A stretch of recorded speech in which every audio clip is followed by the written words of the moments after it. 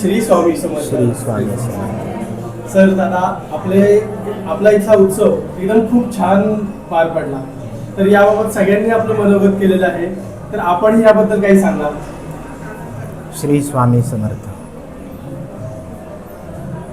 आम्ही जी आता नवीन कमिटी आहे, तर कमिटी जवळजवळ दीड महिन्यापासून या उत्सवाच्या कामाला लागलेली असते आणि उत्सवाचं नियोजन करण्यासाठी आम्ही जवळजवळ 26 विभाग पूर्ण कार्यक्रमाचे विभागलेले आहे आणि या 26 विभागामध्ये प्रत्येक विभागात 5, 6, 10, 20 असे तरुण आणि मध्यमवयीन असे कार्यकर्ते घेतलेले आहेत आणि हे विभागल्यामुळे सर्व कार्यकर्ते खूप जबाबदारीने काम करतात आणि त्यामुळे जे नियोजन आहे ते फार सूत्रबद्ध होतं असं लक्षात आलेलं आहे.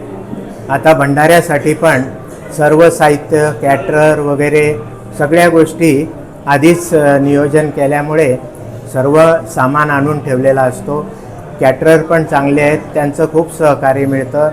नंतर शेजारी पाटीलवाडा आहे, त्या पाटीलवाड्यातल्या सर्व रहिवाशांचं खूप सहकार्य आम्हाला लाभतं. त्यांची जागा आपल्या भंडाऱ्यासाठी वापरता येते. तर हे असे बरेच प्लस पॉईंट्स आहेत आणि त्यातून सेवेकरी जे आहे आमचे ते खूप शिस्तप्रिय झालेले आहेत आणि शिस्तप्रिय सेवेकऱ्यांमुळे फार सोयीस्कर होतं सगळे प्रोग्राम प्लॅन करणं.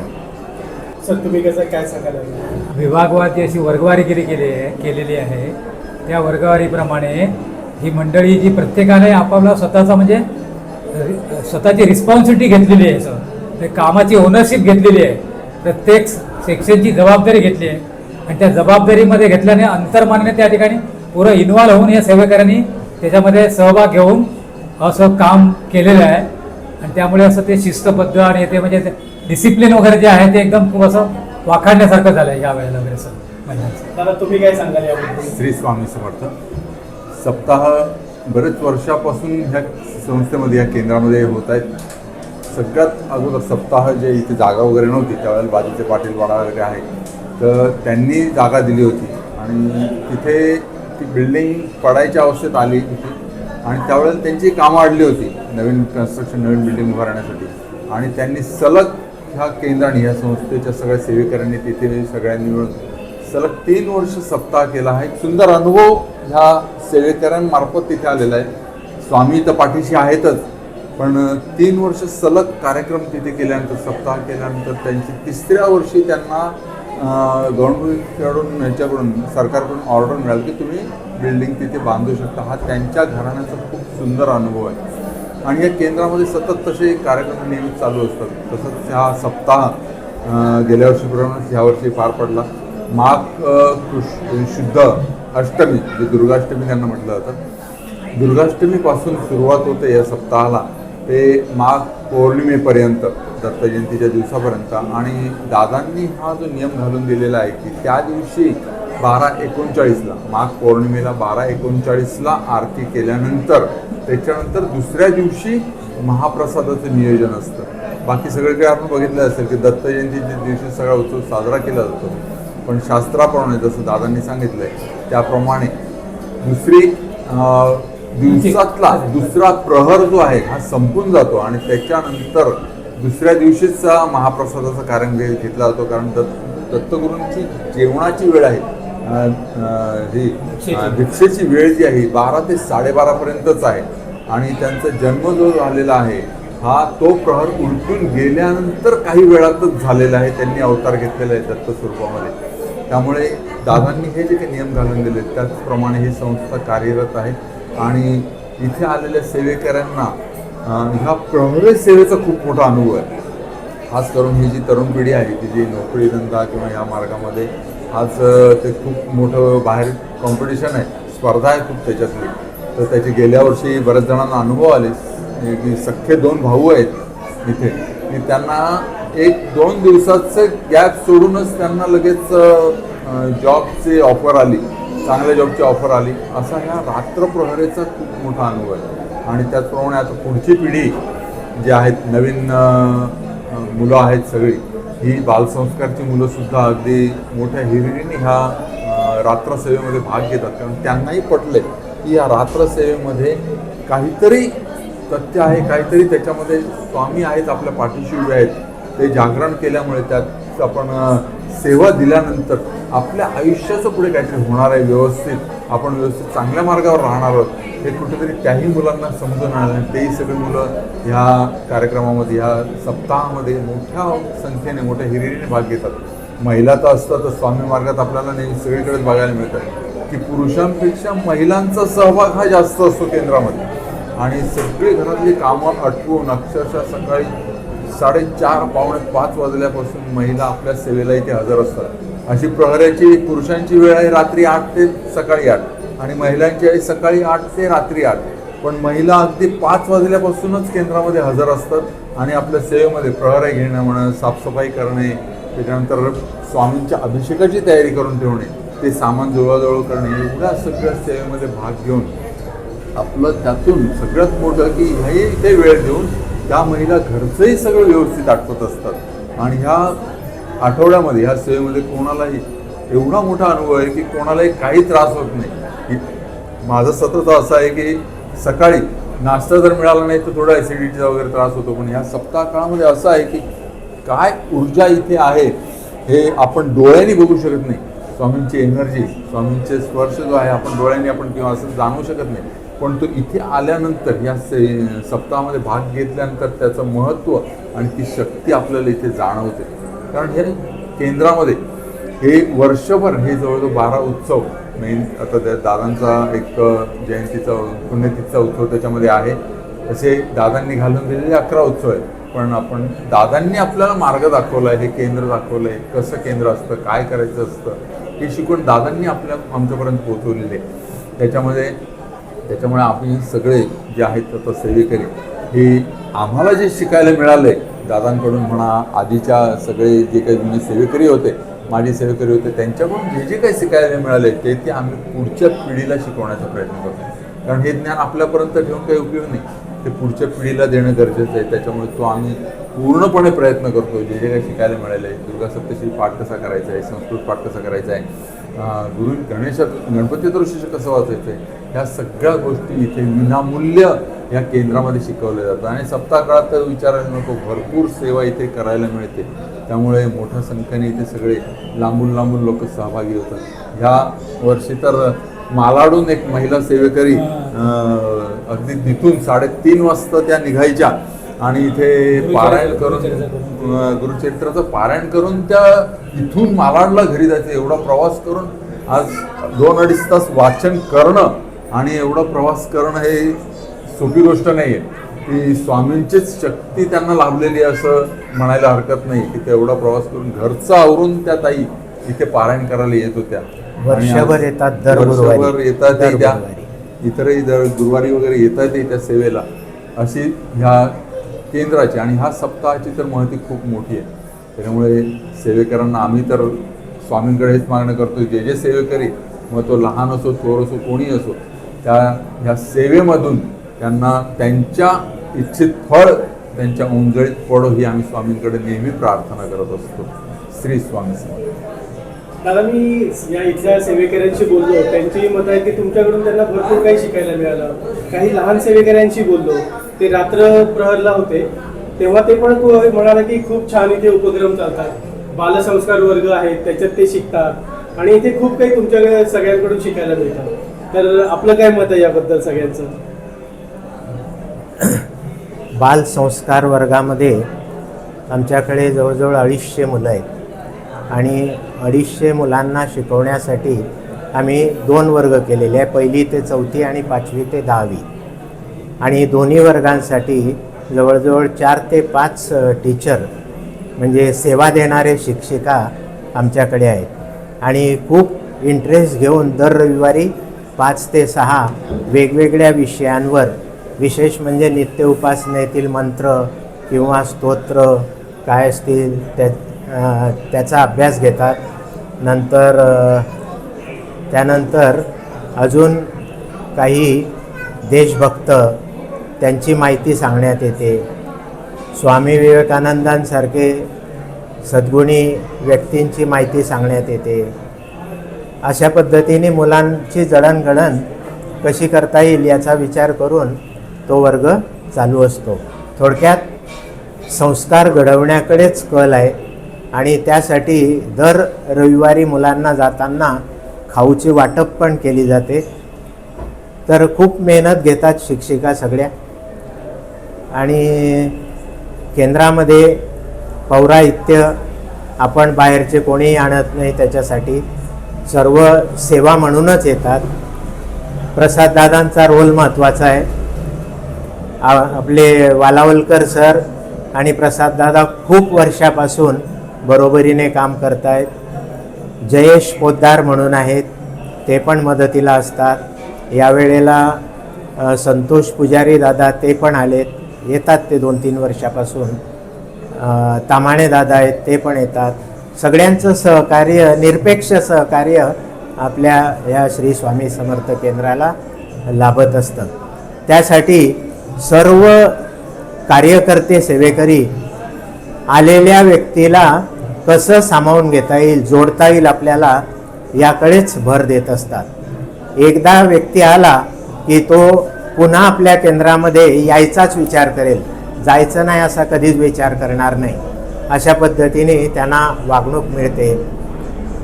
तर हेच मुख्य उद्दिष्ट आहे की आलेल्या सेवेकऱ्यांना सर्वांना आपल्या केंद्रामध्ये सामावून घ्यायचं आणि जास्तीत जास्त चांगली सेवा कशी देता येईल याकडे आपण लक्ष द्यायचं. त्यात आहे की एक म्हटलेलं आहे, दादांनी जसं म्हटलेलं आहे की संस्कार टिकले तर संस्कृती टिकेल आणि संस्कृती टिकले तर आपला धर्म टिकेल आणि धर्म टिकला तरच हा देश टिकेल. हे दादांचं ब्रीदवाक्य आहे आणि त्याच अनुसरून इथे बालसंस्कार वर्ग घेतले जातात. महिला खूप मेहनत घेतात, पण महिलांनी ते शिकवणाऱ्यांनी मेहनत घेतली तरच की नाही, असं नाही की मुलंही तेवढ्याच आवडीने हे सगळे श्लोक मंत्र हे सगळे शिकतायत आणि कोणत्या वेळी कोणता मंत्र कोणता श्लोक म्हणायचा याचंही ज्ञान त्यांना दिलं जातं.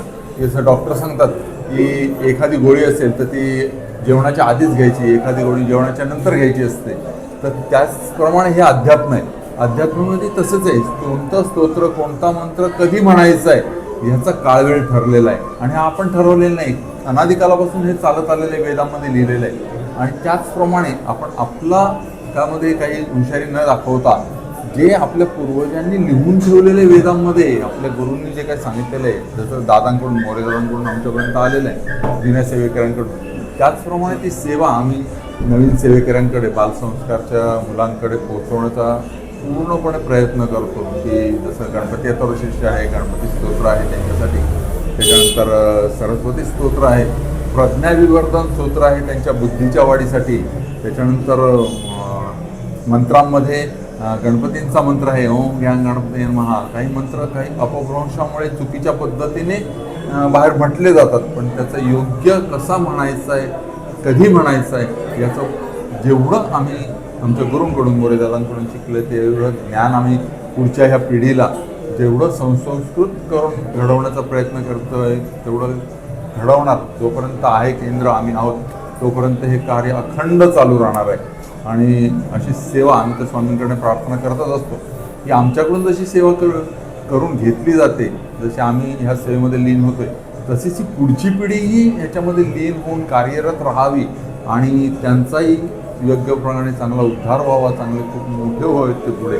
आणि तसंच ही संस्था हे केंद्रही पुढेही खूप भरभराट ही जे आहे आता आज आम्ही आहोत, उद्या असू नसू, पण पुढच्या पिढीने ही संस्था अशाच प्रकारे व्यवस्थित सगळे नीती नियम जे आहेत हे पाळून व्यवस्थित पुढे चालवावी हेच आमचं नेहमी उद्दिष्ट असतं. आणि त्याप्रमाणे बालसंस्कारच्या मुलांना आलेल्या नवीन सेवेकऱ्यांनाही तसंच घडवण्याचा प्रयत्न करतो. घडवणारे आपण कोण नाही, जे ज्ञान आहे ते फक्त द्यायचं आहे आणि त्यांच्याकडून करून घ्यायचं आहे की ही सेवा अशी करायची, ही सेवा अशी करायची, ते सांगण्याचा आम्ही पूर्णपणे प्रयत्न करतो. लहान मुलांबरोबरच काही वयस्कर मंडळी आहे की ज्यांना काही पूजाविधीचं जास्त असं काही माहीत नव्हतं कशी करायची वगैरे, त्यांनी पण सांगितले त्यांचे अनुभव की आम्हाला इथे पूजाविधी कशी करायची माहीत नव्हतं, पण इथे येऊन आम्ही शिकलो.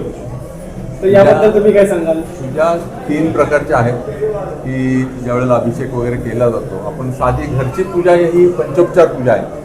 गंध लावणे, देवांना पुसणे, फोटो पुसणे किंवा मूर्तींना धुवून घेणे, पुसून घेणे, त्याच्यानंतर त्यांना गंध लावणे, जिथे पुरुष ह्या प्रधान देवता आहेत त्यांना गंध लावणे, अष्टगंध लावणे, त्याच्यानंतर स्त्री प्रधान देवता आहेत त्यांना हळदी कुंकू, अक्षता वाहणे, फूल वाहणे, दूध दीप ओवाळणे, आणि घरी जे काय चहा आहे, घरी सकाळी दूध वगैरे असेल तर त्याचा नैवेद्य दाखवणे, ही झाली पंचोपचार पूजा. त्याच्यानंतर दशोपचार पूजा आहे, पुढे त्यांना आंघोळ घालणे, त्याच्यानंतर स्तोत्र म्हणून त्यांना अभिषेक करणे, ही दशोपचार पूजामध्ये आणखी 5 उपचार पुढे वाढतात. आणि तसेच पुढे 16 उपचार आहेत की अर्ध्य आहे, त्याच्यामध्ये पुन्हा अर्ध्य, गंधोदक स्नान, अशा प्रकारचे पंचामृत स्नान वगैरे, हे आणखीन पुढे 6 उपचार वाढतात. आणि ही ते षोडोपचार पूजा खरी मलाही माहिती नव्हती त्यावेळी, पण योगायोग असं झाला की 10वीला असताना 83 साली वगैरे तेव्हा दादांनी बाबांना ह्या केंद्राविषयी चालू करण्याविषयी सूचना केली की तुम्ही केंद्र चालू करा, तुमच्याबरोबर सेवेकरी आहेत, जसे जुने सेवेकरी होते की सोनार काका, कदम काका, दिवाकर कोळी काका, गावणताई, असे जुने भरपूर अकलेकर काका, त्याच्यानंतर ठाण्याचे एक सदाशिव कोळी काका म्हणून घ्यायचे, तेही सुंदर मार्गदर्शन करायचे. आणि त्यांनी केलेलं मार्गदर्शन, त्याच्यातून बाबांनी खूप काही शिकण्याचा प्रयत्न केला. बाबा कधी त्यांची शिफ्ट ड्युटी उरकून ते आम्ही कधी उठून बघितलं तर बाबा कुठे तर दिंडोरीला आहेत दादांकडे, तिथे गेलेलं समजायचं. आणि तिथून आल्यानंतर त्यांच्याकडे सगळा तो पेपर दादांकडून सगळं चेक करून घ्यायचे. हा षोडोपचार विधी लिहिलेला आहे, हा बरोबर आहे का, हा दशोपचार विधी असा लिहिलेला आहे, हा बरोबर आहे का. त्यावेळेला दादांनी विचारतं कशाला एवढी खटपट करतोय म्हणून, कारण दादा त्यांना अरेतुरे वगैरे करायचे आईबाबांना वगैरे, त्याच्यामुळे त्यांना ते त्यांच्याकडून मला ऐकायला मिळालं. आता सप्ताहामध्ये जे मला माहिती नव्हतं ते ऐकायला मिळालं की दादा कसे होते आणि त्यांचे नियम किती कडक होते. त्याच्यामुळे दादांकडून बाबांनी जे काही शिकले षोडोपचार विधी वगैरे, हा सगळं लिहून ठेवलं आहे त्यांनी, त्यांच्या अक्षरामध्ये लिहून ठेवलेलं आहे. आणि त्याच्या प्रती वगैरे काढून आपण हा षोडोपचार विधी कसा करायचा आहे. आपण ज्यावेळेस सत्यनारायण पूजन करतो किंवा घरी गणपतींची भाद्रपदामध्ये, माघ महिन्यामध्ये आपण त्यांची स्थापना करतो आणि आपल्या घरामधलं वातावरण पूर्णपणे शुद्ध करण्याचा, सकारात्मक करण्याचा प्रयत्न करत असतो.